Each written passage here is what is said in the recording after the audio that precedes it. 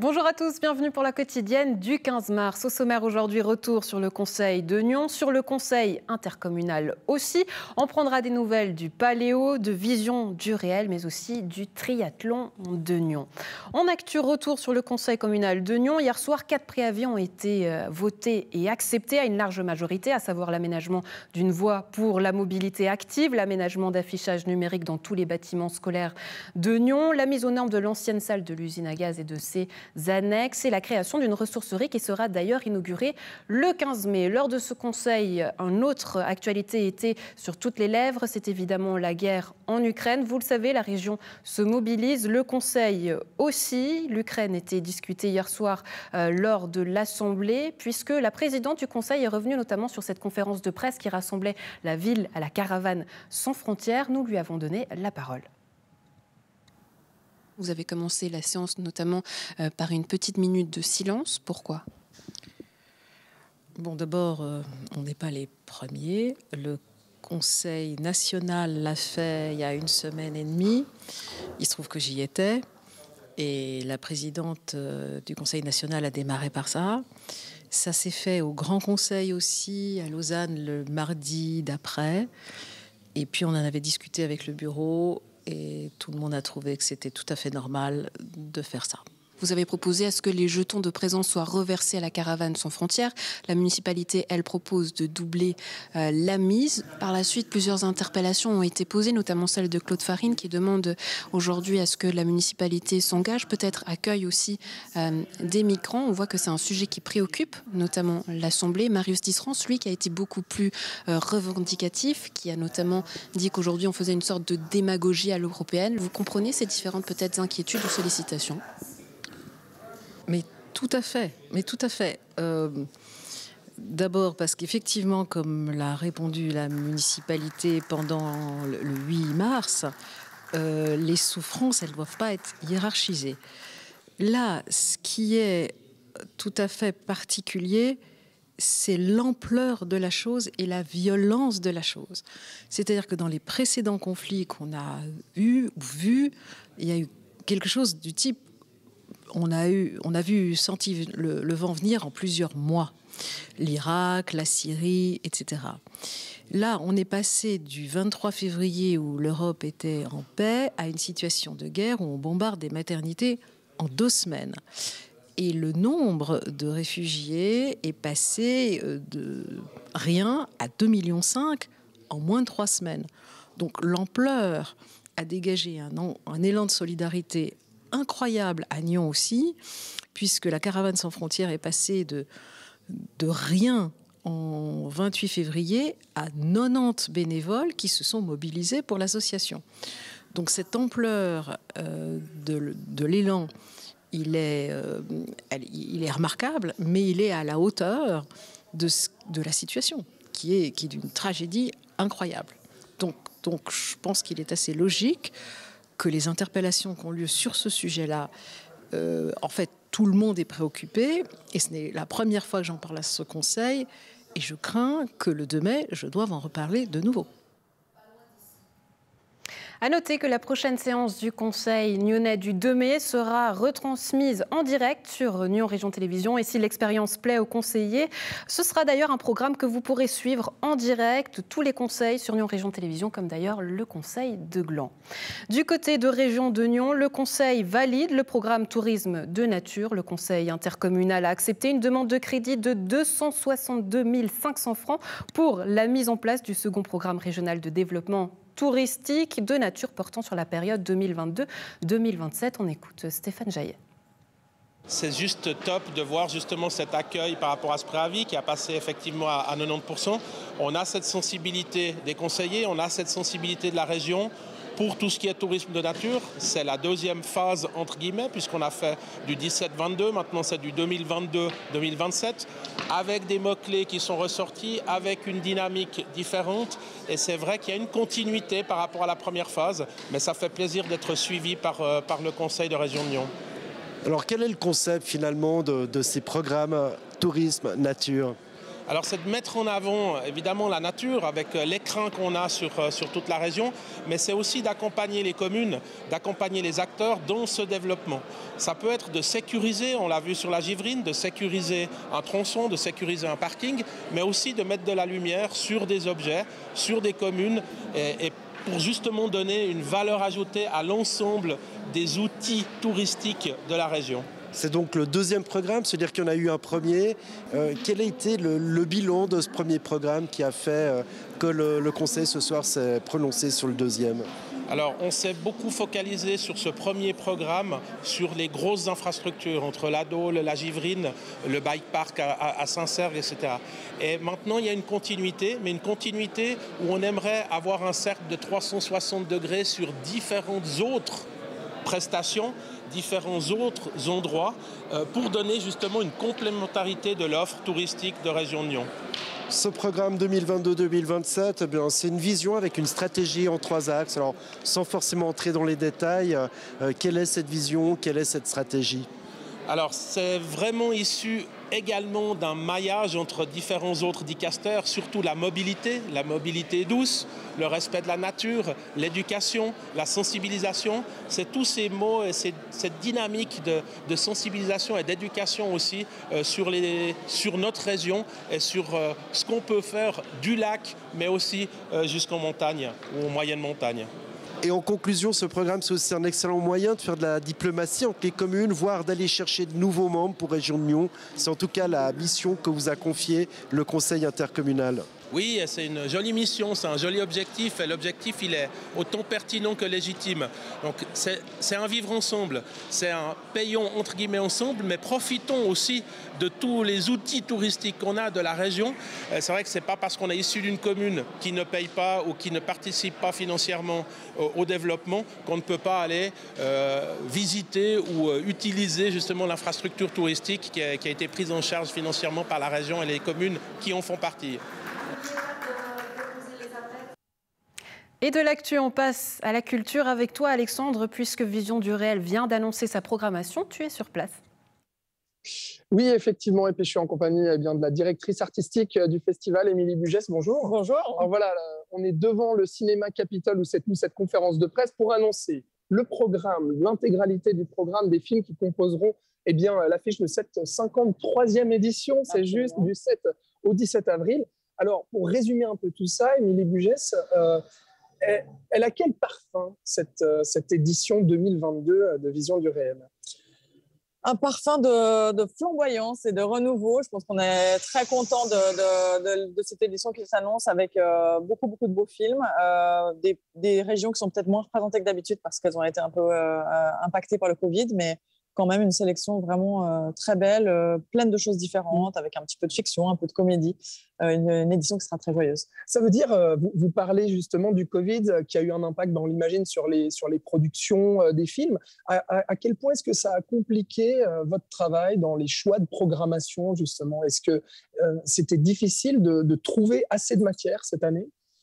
Non, disons, c'est toujours difficile de faire le travail parce qu'on reçoit 3000 films et voilà, il faut trouver les 120 dans les 3000 qui nous intéressent. Donc, c'est toujours un travail assez complexe. Cette année, le travail était plus complexe parce que dans l'équipe, on a pas mal eu du Covid. Donc, le travail de sélection même a été un peu plus délicat. Après, le travail pour faire la sélection, c'est toujours un peu le même et ça demande vraiment beaucoup de temps. Alors, au final, vous disiez de 3000, on passe à 120 films à peu près qui composent l'affiche de cette édition-là.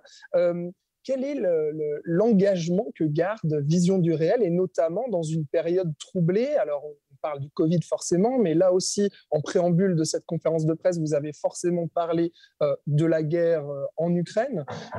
Quel est le rôle d'un festival de films documentaires comme le vôtre dans ce genre de crise? Alors, un rôle en tout cas symbolique et politique à notre échelle. On a décidé de montrer en clôture un film ukrainien qu'on aurait dû montrer en 2020 pendant l'édition en ligne. Donc voilà, comme geste de solidarité, on a évidemment des films ukrainiens dans le programme.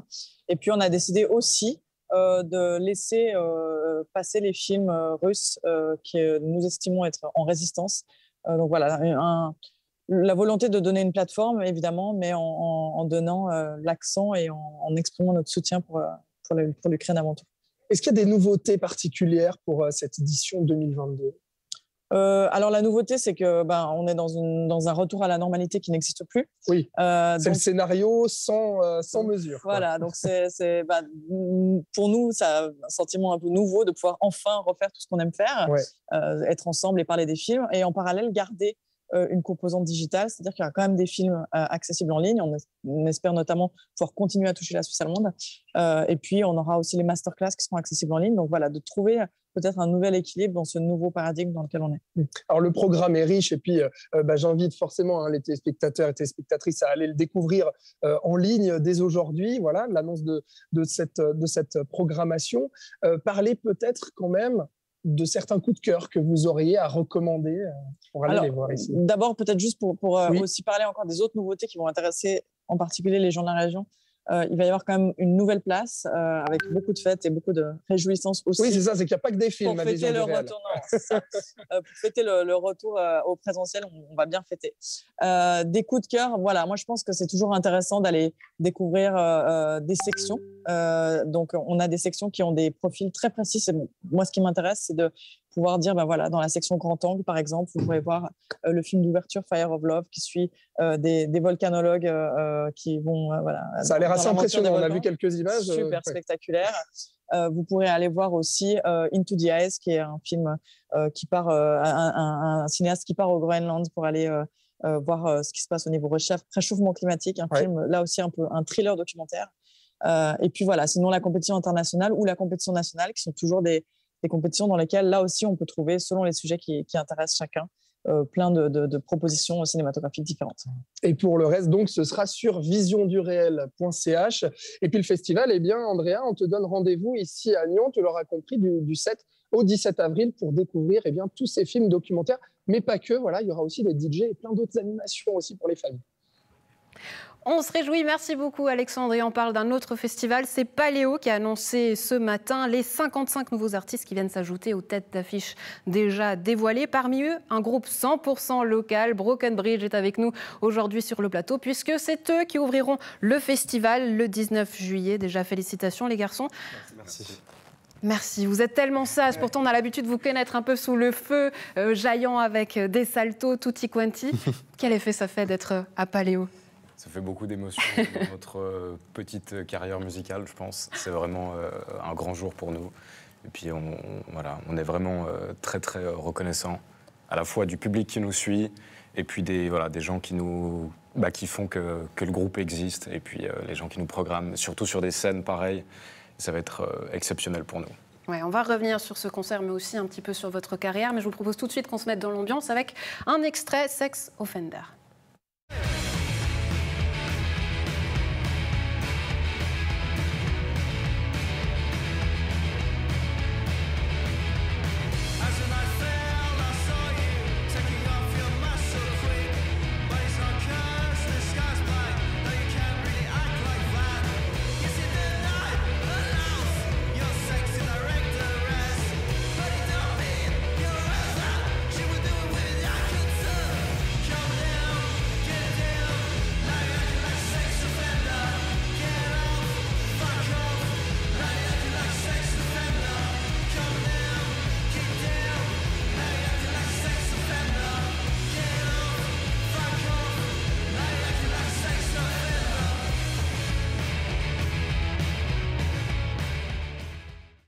Un morceau que vous pouvez notamment entendre dans le vinyle Tom Fall, un album sorti en 2020 en plein confinement. Redknee, vous aviez envie de retourner à la musique. Quelle saveur il a justement cet album de 2020 ? Comment le décrire ? Il a une drôle de saveur, comme tu as dit. Enfin, dans le sens où déjà, le titre de l'album, Tom Fall, c'est vraiment... à la base, c'est un terme étymologique pour désigner le terme Tom Fall, qui désigne un peu l'absurdité. Puis du coup, je trouvais qu'effectivement, c'était une période assez sordide pour sortir un album, et particulièrement un album de garage qui n'est pas forcément un genre très actuel. Puis, du coup, on n'a pas forcément pu faire beaucoup de promotion mais il a beaucoup de valeur pour nous, parce qu'il a vraiment plein de morceaux qu'on a travaillés pendant des années. Ouais. Nicolas, peut-être pour rebondir à ça, c'est vrai qu'on entend Redknee dire que voilà, ça fait plusieurs années qu'il travaille sur cet album-là. On sait que vous avez rejoint le groupe dernièrement, en septembre. quelle patte et quelle énergie vous souhaitez apporter au groupe? Du groove. Et puis, juste découvrir un peu la basse et puis rajouter un peu de peps dans notre musique. Et je crois que c'est tout. Ouais, c'est un groupe en tout cas qui s'amuse sur scène. C'est vrai que vous avez pu faire votre retour sur scène, notamment à la maison, à la parenthèse. Ouais. Vous avez mis le feu. Je crois que la salle était plus qu'au complet, même s'il ne faut pas trop le dire. Ça débordait dans tous les sens. Comment vous avez vécu ce retour sur scène? C'était un moment exceptionnel parce qu'effectivement, comme tu l'as dit, c'était presque... les gens étaient collés, serrés, c'était... plus que complet, et puis voilà, c'est un petit endroit sur scène en tout cas, mais on a quand même réussi à véhiculer un maximum d'énergie comme on essaie de le faire habituellement, et puis on a vécu un moment de partage exceptionnel, un retour à la maison, et puis aujourd'hui une grande date dévoilée aussi à la maison, donc ça fait plaisir. Ouais. Sachant que justement vous allez être sur scène à Paléo, est-ce que vous avez testé certaines choses à la parenthèse pour voir qu'est-ce qui prenait ou pas? Je pense qu'on a testé de nouvelles choses, enfin pas vraiment, mais en même temps oui, on s'est plus lâché que d'habitude, peut-être encore, et puis c'est ce qu'on essaye de faire à chaque concert, se lâcher toujours plus, essayer aussi des nouveaux morceaux. On a essayé de nouvelles compositions parce que, comme Redney l'a dit tout à l'heure, c'est des morceaux sur notre album de 2020 qu'on continue de jouer, donc pour nous c'est vraiment important de continuer à véhiculer ces morceaux, mais aussi en parallèle de composer de nouveaux morceaux. Et puis d'ici Paléo, j'imagine qu'on aura de nouvelles compositions à découvrir sur scène. On aura en tout cas des nouveaux clips, puisque le 21 mars sort Cabin Fever. Vous en avez fait un teaser dont on peut voir quelques images ici à l'écran. De quoi il parle ce morceau? De quoi est-ce qu'il va parler? Alors les paroles sont pas forcément les plus joyeuses, peut-être dans l'histoire du groupe, mais enfin, ça fait un peu référence à une période de vide un peu, c'est relativement autobiographique. Et du coup, c'était une période de vide de 5 mois que j'ai vécu, et puis je voulais un peu le partager dans une chanson. Puis j'aimais bien justement que le titre est un peu, une ambiance un peu enjouée, mais qui contraste en fait avec des paroles un peu plus sombres. Puis je trouvais ce contraste assez intéressant. Ouais.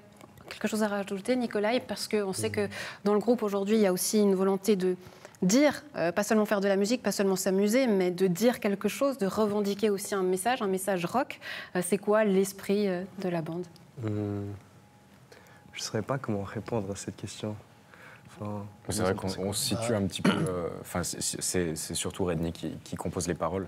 Mais après, on a vraiment une volonté aussi, en tant que groupe, de véhiculer nos valeurs. Pas de véhiculer des fausses valeurs, mais vraiment de véhiculer nos valeurs à nous. Et puis d'avoir un public qui accroche à nos valeurs. Et puis de réclamer une certaine aussi place aux paroles, ce qui est important aussi pour nous dans un groupe de musique. Ouais. On vous retrouvera le 19 juillet au Club Tent à Paléo. Est-ce qu'il y a d'autres dates à nous annoncer? Parce qu'on sait que là, ça va bien tourner prochainement. Et vous noterez, ils ont plus de feuilles que moi. Donc carrément, les bons rockers élèves, on va les montrer. Regarde, elles sont toutes notées là. Effectivement, c'est pour pas oublier le fait que... Il y en a beaucoup, c'est une bonne chose. On a beaucoup de dates qui arrivent. Ouais, qu'est-ce qu'on peut annoncer? On joue ce samedi au NED Club à Montreux. Et puis, on a d'autres dates aussi qui vont être annoncées sur Genève avec différents groupes de garage rock. Et puis, on a le Balenève Festival à Yverdon. Et puis, ensuite, ça se termine, on va dire, cette belle saison printanière avec un début d'été au Paléo Festival. Ouais, on se réjouit en tout cas de vous y voir, un groupe nyonnais. Donc, fêtez ça tous ensemble pour un retour au festival à Paléo le 19 juillet. Sachez que les billets sont également en vente. Tout ça pour vous faire profiter. Et puis le clip qui sortira le 21 mars. Broken Bridge, merci beaucoup d'avoir été avec nous. On se réjouit de vous voir sur scène à ce moment-là. Très belle journée à vous. Merci beaucoup. On passe au triathlon de Nyon qui vient d'ouvrir les inscriptions de sa 33e édition. Lui aussi, l'événement sportif a annoncé son programme des courses du 6 au 7 août prochain. Du côté de Colovrey, Yannick Givrel, bonjour. Merci beaucoup d'être avec nous. Vous êtes le président. Alors, on peut dire que vous misez sur un triathlon sans mesure Covid. Là aussi, c'est une bonne nouvelle. Alors effectivement, on mise sur une année de retour à la normale sur l'organisation de la manifestation. On avait eu la chance de pouvoir faire toutes nos courses l'année passée, mais quand même avec passablement de restrictions. Donc c'est le premier élément qui va nous apporter cette année. Et puis on vise aussi un retour au soleil tout le week-end, comme il fait chaque année au triathlon de Nyon, sauf l'année passée. Ouais, alors on a les images, c'est vrai qu'il fait très très moche pour le coup, ça va rester. C'est presque des images d'exception, on a envie de dire. Bon, Yannick Rivel, l'ouverture des inscriptions, c'est prévu pour le 9 mars. Petit rappel, qui est-ce qui peut s'inscrire ? Alors tout le monde au final, c'est vrai que notre priorité ces dernières années est vraiment d'avoir des courses accessibles à tout type de public, les enfants des 5 ans, voire plus jeunes quand ils sont en famille, aux personnes qui sont sportives ou non sportives avec des courses avec des distances vraiment réduites, tout comme aux personnes souffrant d'un handicap ou ayant des besoins spécifiques qui peuvent s'inscrire sur toutes les courses selon leurs possibilités et avec les adaptations nécessaires. Ouais, c'est vrai que le triathlon soutient aussi le sport inclusif via l'intégration des athlètes en situation de handicap, comme vous venez de nous le dire. Le triathlon de Nyon, est-ce qu'il y a des nouveautés pour cette année ? Cette année, ça va plutôt être, on n'a pas une nouveauté spécifique, mais ça va vraiment être stabiliser ce qu'on a fait l'année passée, c'est-à-dire un programme sur 2 jours avec un meilleur accueil des athlètes, des participants, des spectateurs, on va dire, consolidation de tous ces éléments-là pour développer toujours ces éléments-là, et puis que les gens aient un maximum de plaisir sur ce week-end, quel que soit le type de participant. Ouais, on sait que justement, quel que soit le type de participant, parce que peut-être la touche du triathlon de Nyon, c'est finalement de mélanger les courses d'élite avec les courses plus populaires. Aujourd'hui, en regardant ces images, qu'est-ce que vous vous dites que finalement, dans la région, il n'y a que des sportifs? Presque, mais au final, c'est notre but sur la manifestation. C'est que tout le monde s'essaye à faire fasse du sport de manière générale, et puis s'essaye au final à faire un triathlon avec cette mixité effectivement entre épreuves élites, avec différentes courses du championnat suisse de nouveau cette année, et puis des épreuves où un enfant il va faire une course avec ses parents, ses grands-parents, ses frères, sœurs en famille, et puis qui prennent du plaisir et qui passent un bon moment convivial. Ouais, pour rappeler, pour une petite piqûre de rappel, même si on voit les images, comment ça se passe, quelles sont les différentes activités qu'on peut faire et comment se passe le différent parcours en fait? Alors les différents parcours et distances au final surtout sont adaptés aux âges des personnes. Pour les enfants, c'est dans les différentes piscines, la piscine de Collovray selon leur âge.